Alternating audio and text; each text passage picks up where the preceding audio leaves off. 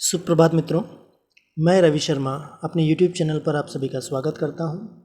आज का हमारा विषय है कक्षा 8 की पुस्तक रुचिरा का प्रथम पाठ, जिसका नाम है सुभाषितानी। उसके द्वितीय भाग के बारे में आज हम चर्चा करेंगे। प्रथम भाग में हमने सुभाषितानी शब्द के विषय में चर्चा की, पाठ के विषय में चर्चा की और पाठ के प्रारंभ के 3 श्लोकों के बारे में हमने जाना। आज हम शेष श्लोकों के बारे में इस भाग के द्वारा, इस वीडियो के द्वारा जानेंगे। तो चलते हैं पाठ की ओर। पहला श्लोक हमारा है, इसका उच्चारण हम करेंगे।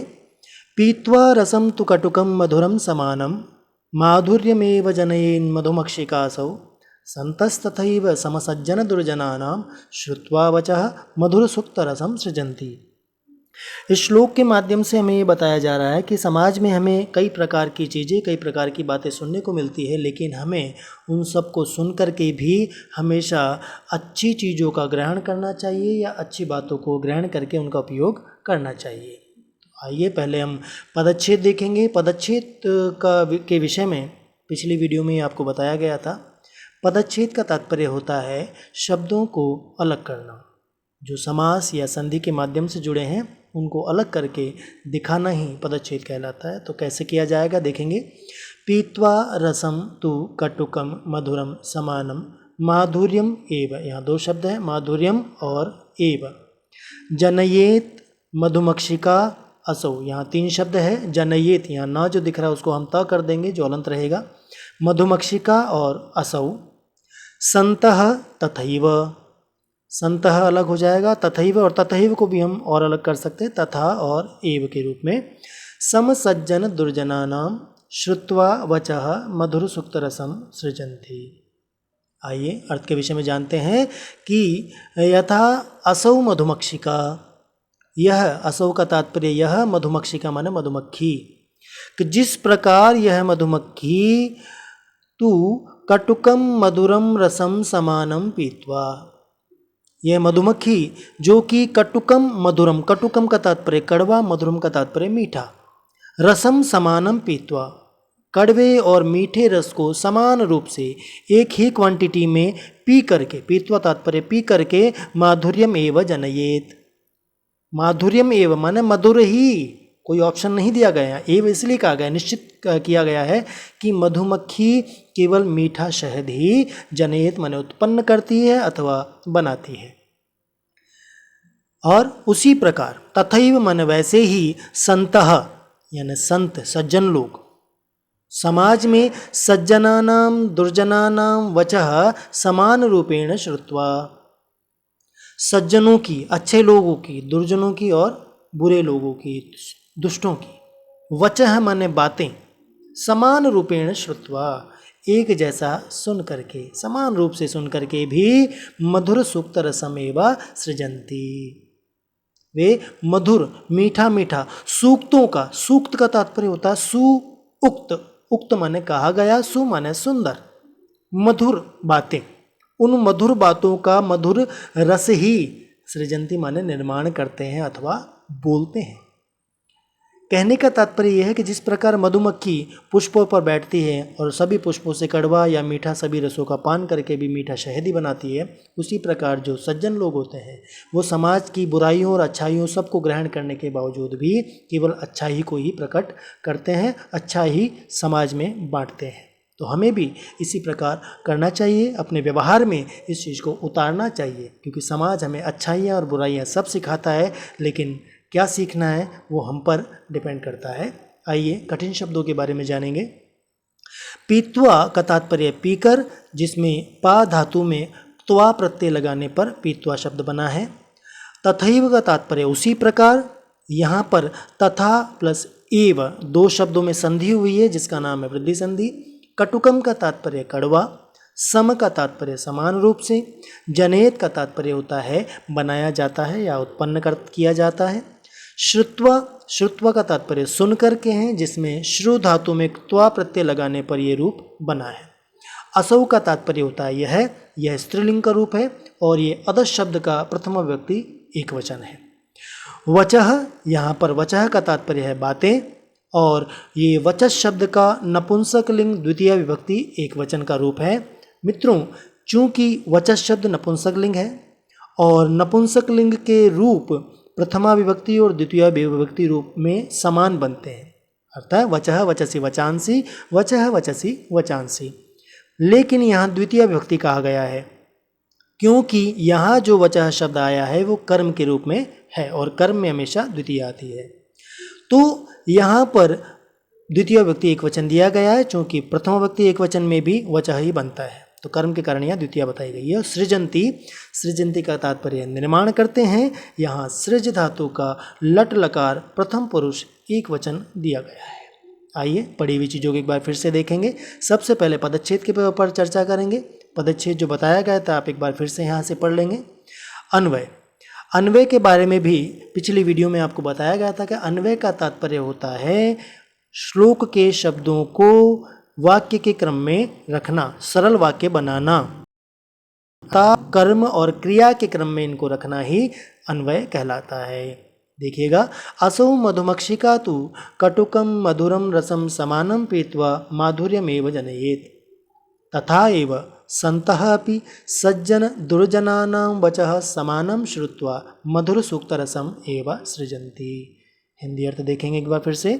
जिस प्रकार मधुमक्खी कड़वे मीठे सभी रसों का समान रूप से पी करके मीठा शहद ही बनाती है, उसी प्रकार अच्छे लोग, संत लोग, सज्जनों और दुष्टों सभी के वचनों को समान रूप से सुनकर भी मुख से अच्छे वचनों का ही प्रयोग करते हैं, अर्थात समाज में अच्छाई ही बांटते हैं। आइए अगले श्लोक की तरफ चलेंगे।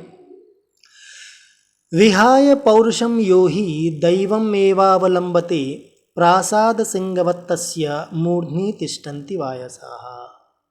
यहाँ ये शिक्षा दी जा रही है श्लोक के माध्यम से कि जो पुरुषार्थ छोड़ देता है, परिश्रम त्याग देता है, आलस्य को ग्रहण कर लेता है, वह कितना भी बड़ा व्यक्ति क्यों ना हो, वह सम्मान को प्राप्त नहीं करता, उसका सम्मान खो जाता है। तो यदि आपको अपना सम्मान बनाए रखना है तो परिश्रम का ना छोड़ें, कभी भाग्य भरोसे न बैठें। तो आइए पहले पदच्छेद करेंगे। विहाय पौरुषम यह ही दैवम एव अवलंबते प्रासाद सिंहवत् तस्य मूर्ध्नि तिष्ठन्ति वायसाः। अर्थ को जानेंगे। यह का तात्पर्य होता है जो मनुष्य पौरुषम विहाय, पौरुषम का तात्पर्य परिश्रम अथवा मेहनत और विहाय का तात्पर्य त्याग कर, छोड़कर। तो जो मनुष्य पुरुषार्थ को त्याग करके, मेहनत को त्याग करके केवल दैवम एव अवलंबते, केवल दैव का तात्पर्य भाग्य, तो दैवम एव अर्थात भाग्य पर ही अवलंबते आश्रित रहता है, भाग्य के भरोसे ही बैठा रहता है, उस व्यक्ति की प्रासाद, तस्य माने उस व्यक्ति की, प्रासाद सिंहवत, प्रासाद माने महल में बैठे सिंह के समान, महल के ऊपर बैठे सिंह के समान उसके सिर पर वायसाहा, मूर्धनि का तात्पर्य सिर पर, वायसाहा तिष्ठन्ति माने कौवे भी, जो एक साधारण पक्षी है वह भी आकर के उसके सिर पर बैठ जाता है। कहने का तात्पर्य यह है कि हम परिश्रम ना करें, भाग्य भरोसे बैठ जाएं तो हमारा सम्मान न समाज करता है न परिवार करता है। इसलिए हमें अपने सम्मान को बचाए रखने के लिए परिश्रम हमेशा करते रहना चाहिए। यही शिक्षा इस श्लोक के माध्यम से दी जा रही है। आइए कठिन शब्दों की तरफ चलते हैं। विहाय का तात्पर्य है त्याग कर, और ये शब्द वि उपसर्ग पूर्वक हा धातु और ल्य प्रत्यय के मिलने से बना है। प्रासाद का तात्पर्य होता है महल, पौरुषम का तात्पर्य है परिश्रम, और तस्य अर्थात उसके, जो कि तत्शब्द का पुल्लिंग षष्ठी विभक्ति एक वचन का रूप है। यो अथवा यह जिसका अर्थ है जो, और ये यत शब्द का पुल्लिंग प्रथमा विभक्ति एक वचन का रूप है। मूर्धनि इसका अर्थ है सिर पर, और ये मूर्धन शब्द से सप्तमी विभक्ति एक वचन का रूप बना है। दैवम का तात्पर्य है भाग्य, वायसाह कौवा होता है, और ये वायस शब्द का प्रथमा व्यक्ति बहुवचन का रूप है। अवलंबते में अर्थ है लटकना अथवा सहारा लेना या भरोसे बैठ जाना, और इसमें अव उपसर्ग पूर्वक लंब धातु है जिसका लट लकार प्रथम पुरुष एक वचन का रूप यहाँ दिया गया है। आइए इस श्लोक में जो पढ़ा है उसको एक बार फिर से देखेंगे। सबसे पहले हम चलेंगे पदच्छेद की तरफ, जो हम कर चुके हैं, देखेंगे ध्यान से।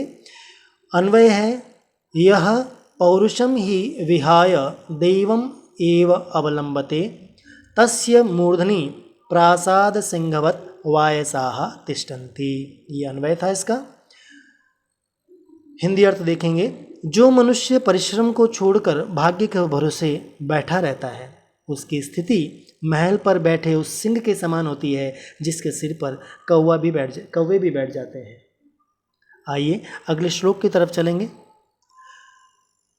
इस श्लोक में वृक्षों के बारे में बताया गया है कि वृक्ष कितने परोपकारी और सौभाग्यशाली होते हैं कि पुष्प पत्र फलच्छाया मूल वल्कलदारुभिः धन्याः महिरुहाः येषाम विमुखा यान्ति नार्थिनः। अर्थात पदच्छेद देखेंगे इसका, पुष्प पत्र फल छाया मूल वल्कल दारुभिः धन्याः महिरुहाः येषाम विमुखाः यान्ति न अर्थिनः। आइए अर्थ को जानेंगे कि महिरुहाः, जो महिरुह है, अर्थात मही का तात्पर्य होता है पृथ्वी और रूह का तात्पर्य होता है रोम। जिस प्रकार हमारे शरीर पर बाल होते हैं जिसे हम रोम कहते हैं, उसी प्रकार पृथ्वी पर बालों के रूप में उगे हुए वृक्ष होते हैं, इसलिए उन्हें महिरुह कहा जाता है। तो महिरुहाः अर्थात पेड़, वृक्ष, धन्याः सौभाग्यशालिनः, बहुत भाग्यशाली होते हैं वृक्ष। किस प्रकार भाग्यशाली? धन्या का दूसरा अर्थ हम कह सकते हैं समृद्ध भी कहा जा सकता है। तो वृक्ष जो होते हैं पुष्प पत्र फल छाया मूल वल्कल दारुभिः। पुष्प का तात्पर्य फूल, पत्र माने पत्ते, फल मतलब फल, छाया का तात्पर्य छाया है, मूल का तात्पर्य होता है जड़ें, वल्कल का तात्पर्य होता है छाल अर्थात वृक्ष की स्किन, चमड़ी, जिसका उपयोग कई बार हम घिस कर पर घाव पर लगाने के लिए करते हैं, उसे हम छाल कहते हैं। और दारू का तात्पर्य होता है लकड़ियाँ, उसके द्वारा, दारू भी तृतीया का रूप दिया गया तो उनके द्वारा, तो इन सभी के द्वारा वृक्षाः महिरुहाः धन्याः। महिरु जो है समृद्ध है, अर्थात ये सारी चीज़ें उनमें उनके पास पर्याप्त मात्रा में है, कोई कमी नहीं है, इसलिए वे सौभाग्यशाली है। किस लिए सौभाग्यशाली है? क्योंकि येषाम अर्थिनः, जिनके अर्थी, अर्थी का तात्पर्य होता है याचक, और ये बहुवचन का रूप है तो आ जाएगा याचक, बहुत सारे याचक, मांगने वाले। तो जिनके याचक विमुखा न यान्ति, कभी भी विमुख नहीं होते। विमुख का तात्पर्य होता है निराश होकर के लौट जाना। तो यहाँ पर कहा जा रहा है कि वृक्षों के याचक कभी भी निराश नहीं लौटते, मुंह फेर कर नहीं जाते, खाली हाथ नहीं जाते, जो इच्छा लेकर के आते हैं वो पूरी करके लौटते हैं। यही श्लोक में बताया गया है।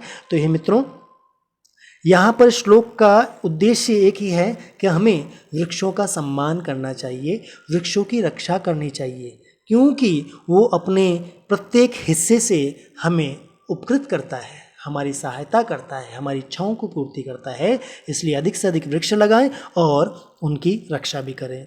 आइए कठिन शब्दों की तरफ चलते हैं। कठिन शब्द है पत्र, का तात्पर्य होता है पत्ते।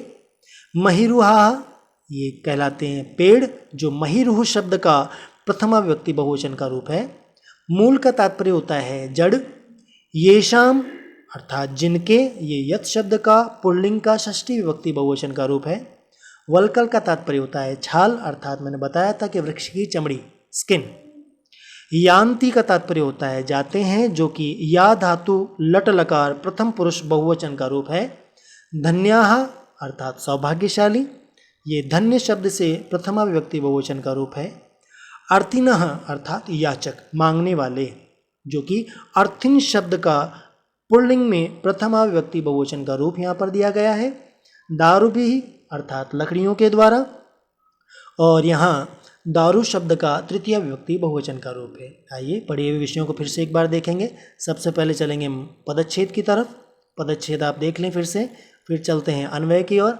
इसका अन्वय है महिरुहा पुष्प पत्र फल छाया मूल वल्कल दारुभिः धन्याः येषाम अर्थिनः विमुखाः न यान्ति। अर्थ देखेंगे, फूलों पत्तों फलों छाया जड़ छाल और लकड़ियों से संपन्न पेड़ बड़े सौभाग्यशाली हैं, जिनके याचक कभी खाली हाथ नहीं लौटते हैं।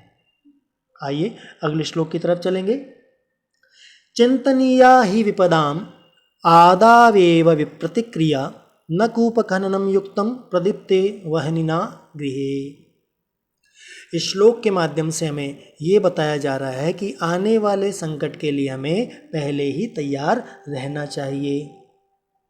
हमें संकट के आने की प्रतीक्षा नहीं करनी चाहिए, उसके उपाय पहले से सोच के रखने चाहिए, क्योंकि संकट आने के पश्चात उपाय सोचना मूर्खता का लक्षण कहलाता है। आइए पहले पदच्छेद देखेंगे। चिंतनीया ही विपदाम आदौ एव, यहाँ दो शब्द है, आदौ और एव, प्रतिक्रिया न कूप खननम युक्तम प्रदीप्ते वहनिना गृहे। अर्थात विपदाम प्रतिक्रिया, जो विपत्ति, जो संकट आने वाला है, तस्य प्रतिक्रिया अर्थात तस्य उपायाः, तस्य निवारणस्य उपायाः, उसके निवारण के उपाय जो है आदौ एव चिंतनीयाः। आदौ अर्थात पूर्व ही, पहले से ही, एव का तात्पर्य ही, पहले से ही चिंतनीय माने सोच लेने चाहिए। जो विपत्ति आने वाली है उसके उपाय, उसके निवारण के उपाय में पहले ही सोच लेने चाहिए, क्योंकि वहनिना प्रदीप्ते गृहे, वहनिना माने आग के द्वारा, गृहे प्रदीप्ते घर के जलाए जाने पर, घर में आग उत्पन्न हो गई है, घर में आग लग गई है, तस्मिन् समये कूप खननम न युक्तम, उस समय जब घर में आग लग गई है उस समय कुआं खोदना, आग को बुझाने के लिए कुआं खोदना किसी भी प्रकार से अच्छी बात नहीं है, सही बात नहीं है, युक्त नहीं है। क्योंकि जब तक आपका कुआं खोदेगा, जल निकलेगा, तब तक घर जल करके राख बन चुका होगा। इसलिए हमें अपने संकटों के विषय में पहले से ही तैयार रहना चाहिए। इसके माध्यम से छात्रों को भी ये शिक्षा दी जा रही है, छात्रों को भी ये संदेश दिया जा रहा है कि वह पढ़ाई के मामले में घर में आग लगने के बाद कुआं खोदने वाली स्थिति करते हैं, वे परीक्षा आने पर ही पढ़ना प्रारंभ करते हैं। तो उनको इस के माध्यम से संदेश दिया जा रहा है कि हमें परीक्षा के लिए पहले से ही तैयार रहना चाहिए, तभी हम परीक्षा में अच्छे परिणामों को दे सकते हैं। आइए कठिन शब्दों के विषय में जानते हैं। चिंतनीयाः अर्थात सोचना चाहिए। यहाँ पर चिंत धातु में अनियर प्रत्यय जोड़ करके ये रूप बना है। विपदाम का तात्पर्य होता है विपत्ति, प्रदीप्ते अर्थात जलने पर, प्र उपसर्ग पूर्वक दीप धातु में त प्रत्यय लगाने पर यह प्रदीप्त शब्द बनता है, और उसी का सप्तमी विभक्ति का एक वचन का रूप यहाँ पर दिया गया है। प्रतिक्रिया का तात्पर्य है बचाव के उपाय। वहनिना अर्थात आग से, यहाँ पर वहनी शब्द का पुल्लिंग तृतीय विभक्ति एक वचन का रूप दिया गया है। कूप खननम अर्थात कुआं खोदना, कूप का तात्पर्य कुआं होता है और खननम का तात्पर्य खोदना। गृहे अर्थात घर में, यह गृह शब्द का नपुंसकलिंग सप्तमी विभक्ति एक वचन का रूप यहाँ पर है, क्योंकि गृह शब्द नपुंसकलिंग है। युक्तम का तात्पर्य सही, और यहाँ पर युज धातु में त प्रत्यय लगाने पर युक्त शब्द बनता है। आइए पढ़े हुए विषयों को फिर से एक बार देखेंगे। सबसे पहले पदच्छेद पर ध्यान दें। पदच्छेद के पश्चात हम देखेंगे अन्वय। अन्वय है विपदाम प्रतिक्रियाः आदौ एव हि चिंतनीया, वहनिना प्रदीप्ते गृहे कूप खननम न युक्तम इति। अर्थ देखेंगे कि विपत्तियों का समाधान पहले से ही सोच लेना चाहिए, क्योंकि घर में आग लगने के बाद उसे बुझाने के लिए कुआं खोदना किसी भी प्रकार से ठीक बात नहीं होती है। समझदारी के लक्षण ये नहीं होते हैं। तो मित्रों, आशा है ये पाठ आपको समझ में आया होगा, मेरा प्रयास सफल रहा होगा। इसी के साथ, इस भाग के साथ हमारे सुभाषितानी पाठ का ये विषय समाप्त होता है। और अगर ये आपको उचित लगता है, उपयोगी सिद्ध होता है, तो इसे ज़्यादा से ज़्यादा शेयर करें, ऐसे व्यक्तियों को शेयर करें जिनके लिए ये लाभदायक सिद्ध हो और वो उपयोग कर सकें। बहुत बहुत धन्यवाद मित्रों।